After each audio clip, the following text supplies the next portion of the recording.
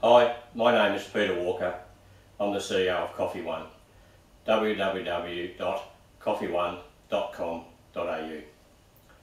Today I'm going to share with you the quick startup for a Carimali ammonia.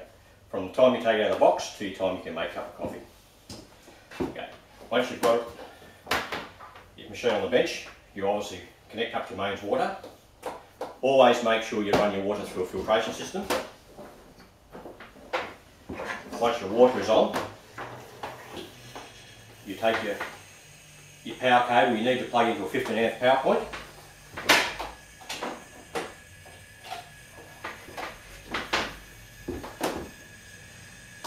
The machine, once you turn it on, will automatically go into loading the software.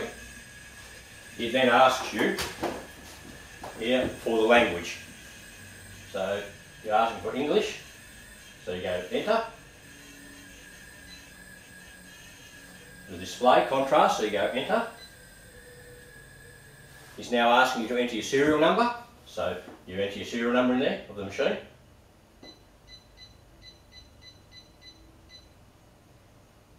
Now it's asking for the date.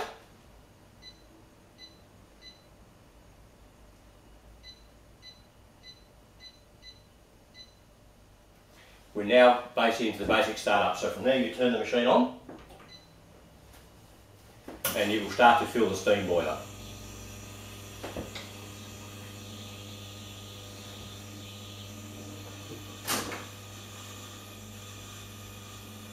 It takes about 30 seconds to 40 seconds to fill the boiler.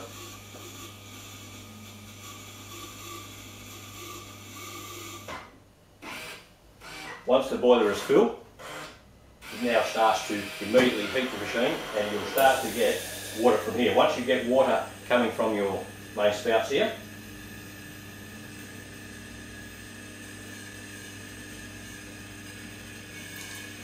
as you see now, you press the espresso button.